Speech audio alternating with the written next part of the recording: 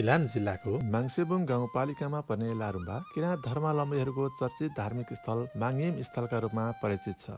झापाको दमक बजारबाट दमक रवि राँके चिसापानी फाल्गुनन्द सडक हुँदै सवारी साधनमा करिब 1.5 घण्टा जति रतुवा खोलाको किनारै किनार र केही पहाडी भूभागको यात्रापछि लारुम्बा पुग्न सकिन्छ।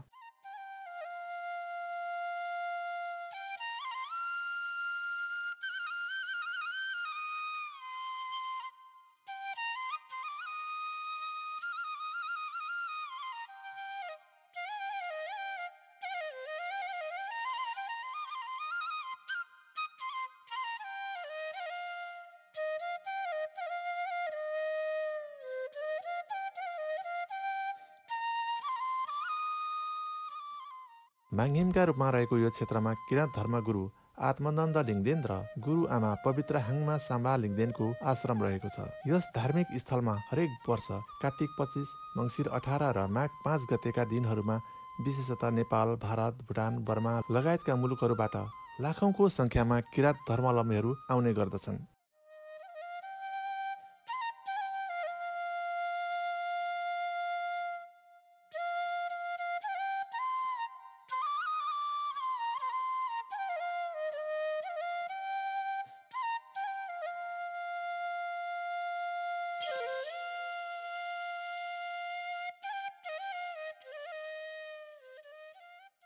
धार्मिक स्थल लारुम्बा पुग्ने धर्मावलम्बीहरूले त्यहाँ रहेको माङ्यिमहरूमा तन, मन, वचनले भक्तिभाव प्रकट गर्छन्। यस स्थानमा शुद्ध र पवित्र भएर सेतो वस्त्र लगाई फलार मात्र खाएर 108 दीप प्रज्वलन सहितको पूजा अर्चना गर्नाले चिताइको पुग्ने जनविश्वास रहिआएको छ। पवित्र स्थल लारुम्बा क्षेत्रमा मद्यपान, धुम्रपान, काटमार, अश्लील शब्दहरूको प्रयोग जस्ता कुराहरूलाई पूर्ण रूपमा निषेध गरिएको छ।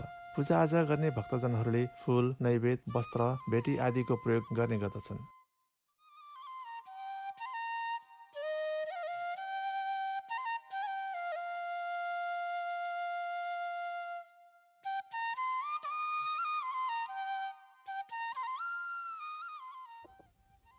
यस क्षेत्रमा रहेको माङ्यिममा भगवान शिव पार्वती गणेशका साथै महागुरु फाल्गुनन्द लिङ्गदेनको प्रतिमा रहेका छन्। वरिपरि पहाडले घेरिएको र तलतिर तराईका हरिया फाँटहरूको दृश्यावलोकन समेत गर्न सकिने लारुम्बा धार्मिक र पर्यटक दृष्टिकोणमा निकै महत्त्व रहेको छ।